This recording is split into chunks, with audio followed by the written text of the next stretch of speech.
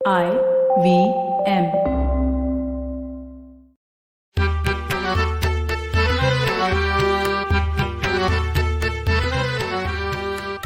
नमस्कार मंडळी, मी डॉक्टर राजीव. आणि मी माणिक. माणिक, 1949च्या कवी संमेलनात साहित्यकार, कवी, रविकिरण मंडळाचे सदस्य आणि शिक्षण तज्ज्ञ असलेल्या विद घाट्यांनी एका तरुण कवीची ओळख करून दिली बरं का. ते म्हणाले, हा उद्याचा थोर कवी आहे.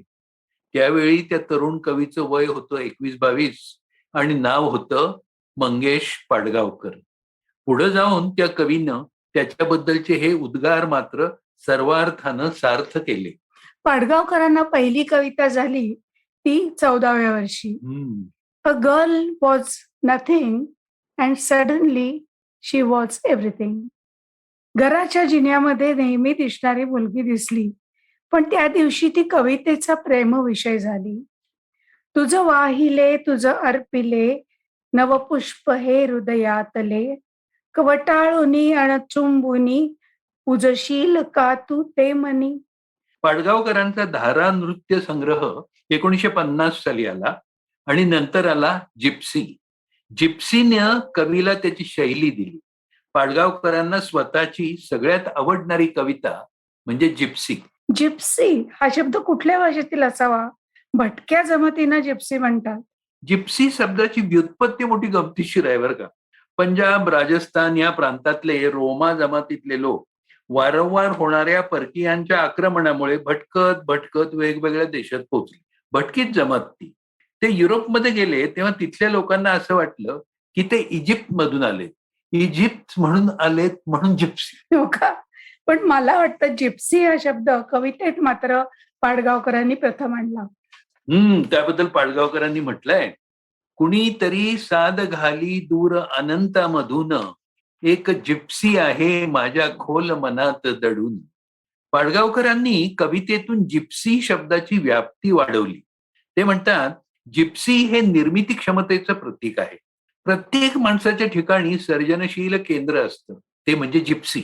पाडगावकरांची कविता बालगीतापासून गझल, वात्रटिका, प्रेम कविता, गीत, बोलगाणी, सामाजिक आशयाच्या कविता, निसर्ग कविता अशा वेगवेगळ्या रूपात अवतरली. पाडगावकरांच्या या साऱ्या कवितांकडे पाहून असं वाटतं की आपण कॅलिडिओस्कोप मधून पाहतो आहोत. कॅलिडिओस्कोप मधून पाहताना त्यातल्या काचेच्या तुकड्यांचे वेगवेगळे मनाला भावणारे आकार दिसतात.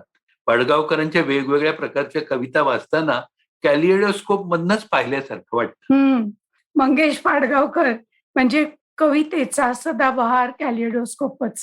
वेगवेगळ्या नामवंतांनी मंगेश पाडगावकर या कवीची आणि त्यांच्या कवितांची वेगवेगळ्या शब्दात स्तुती केली आहे.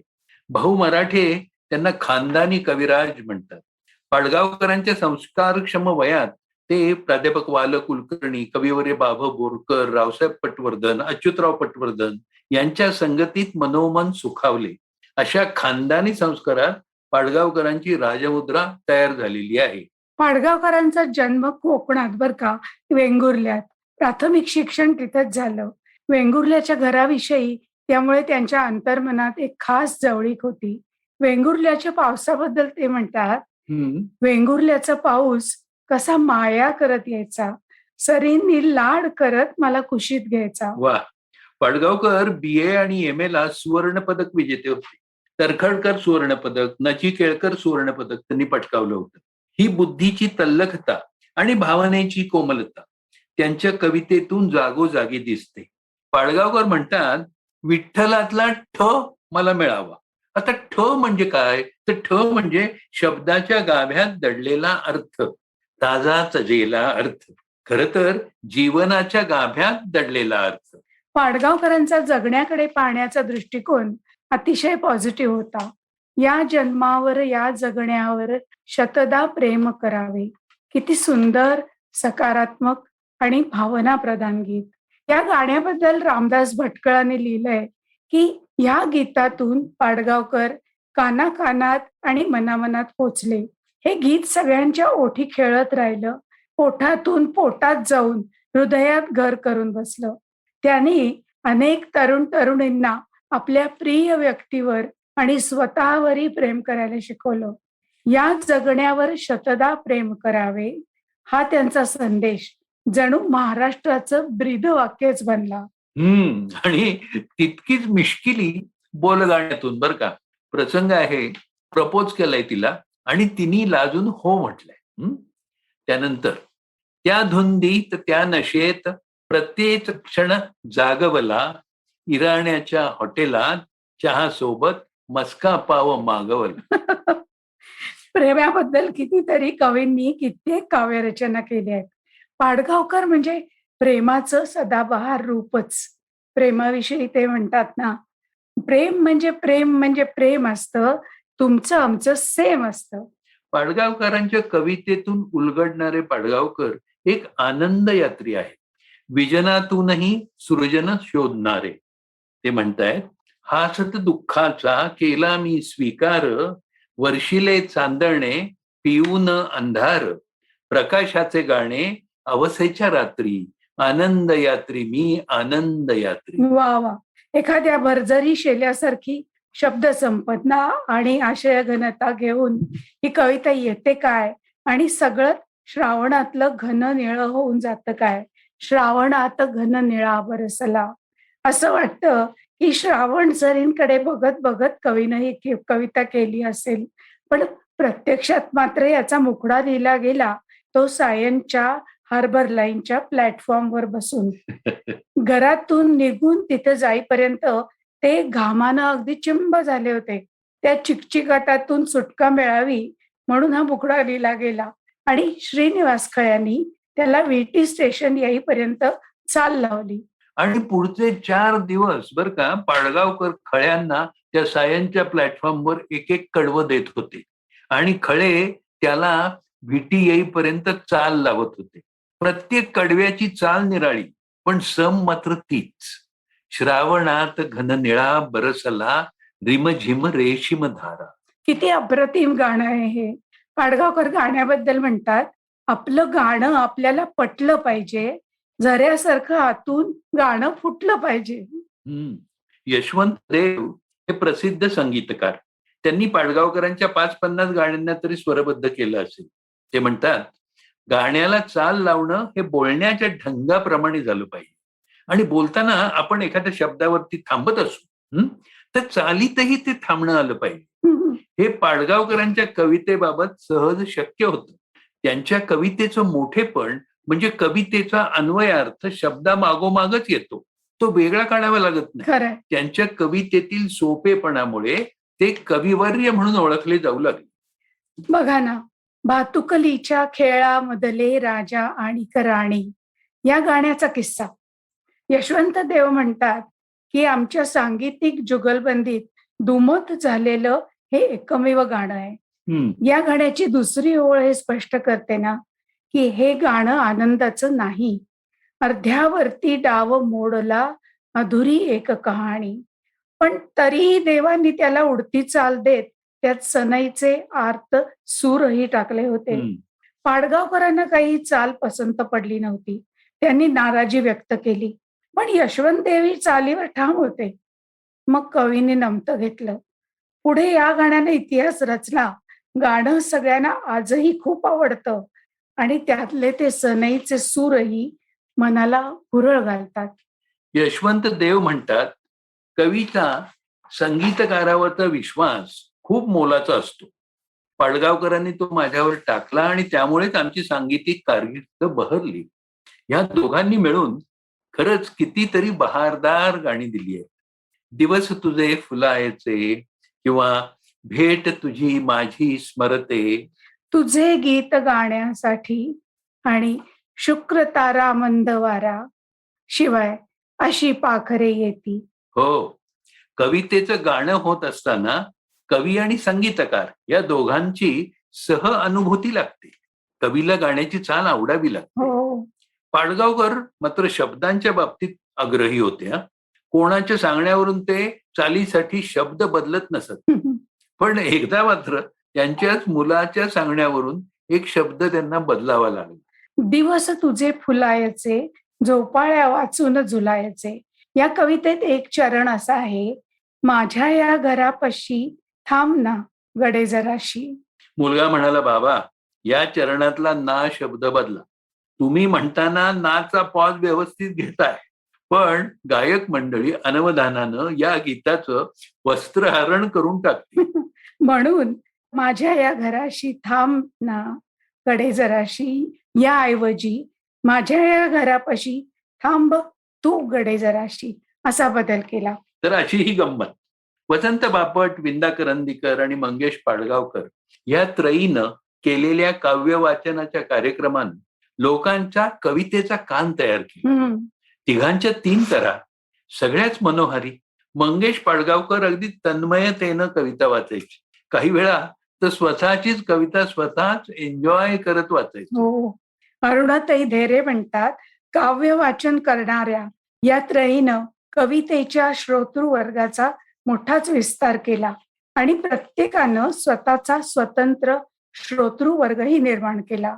यात पाडगावकरांची कविता अधिकाधिक रसिक सन्मुख होत गेली.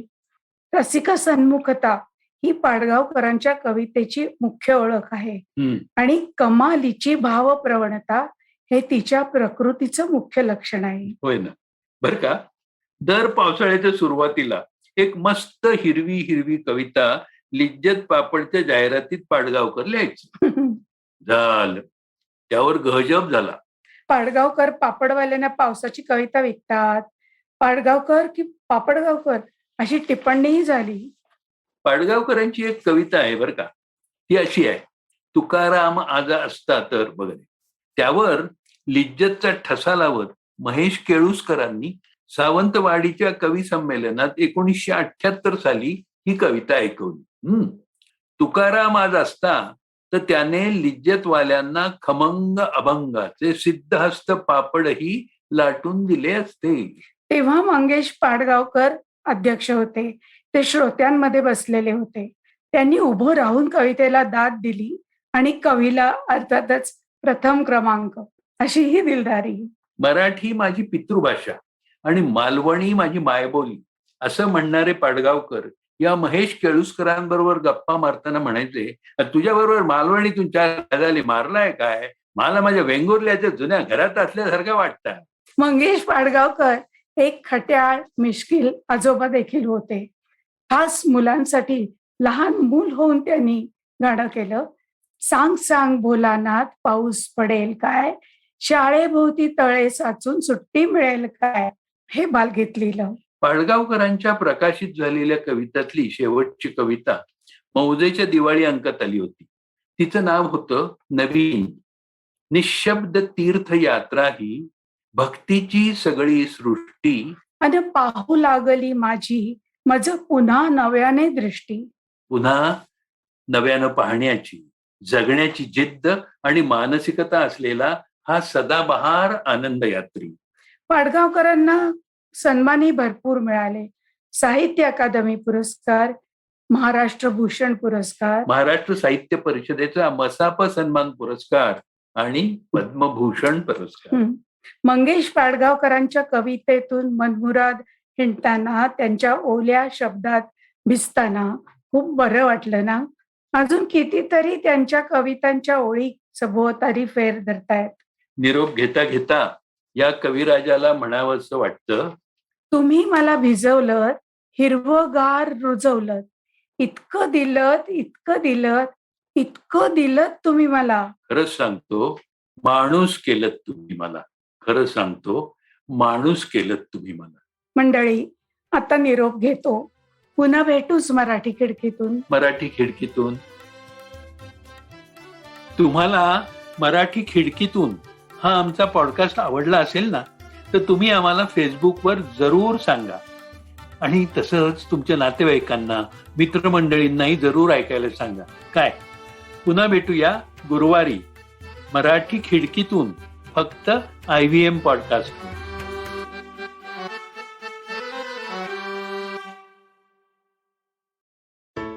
Hey everybody, it's been a great week on the IVM Podcast Network. On Storytellers and Storytellers, we need some conversation with Siddharth Anand Kumar, VP and producer at UD Films. They talk about the impact of Saregama's independent production studio on Indian filmmaking. On the first episode of Raw and Organic, host Kunal Rajput is joined by actor Rohit Saraf. They talk about the stereotypes of fitness in movies, his idea of movement, how challenging it is to physically change for roles, and if given a chance to plan his own workout, what would it be? On Paisa Vaisa, Anupam Gupta is joined by Prashant Sawant, co-founder at Catalyst Wealth. They discuss the various mistakes people make in stock trading. On All Things Policy, Aditya Ramanathan and Suyash Desai discuss China's nuclear strategy and military modernization. And on Say No to Drama, Chetna decodes the drama around being addicted to scrolling on Instagram and how to quit that. Do follow us on social media. We're IVM Podcast on Twitter, Facebook, Instagram, and LinkedIn. And remember, if you're enjoying this show or any of our other shows for that matter, please do tell a friend. Also, do check out our various YouTube channels. You can catch them on IVM Podcast/YouTube. And finally, we'd like to thank our sponsors on the network this week: Cred, Bank of Baroda, Quota, CoinSwitch, Kuber, Play Coffee, Intel, and Oxfam India. Thank you so much for making this possible. உங்களுக்கு தமிழ் கதைகள் கேட்க ரொம்ப பிடிக்குமா? அப்படின்னா கதை பாட்காஸ்ட்ல ஒவ்வொரு திங்கட்கிழமை, புதன்கிழமை, வெள்ளிக்கிழமைகள்ல வெளியாகிற தமிழ் கிளாசிக்கல் நாவல்களை உங்களுக்கு புரியுற தமிழ்ல கேட்டுக்கிட்டே இருங்க. இத IVM பாட்காஸ்ட் ஹோஸ்ட் பண்றாங்க. கேளுங்க கேட்டுக்கிட்டே இருங்க.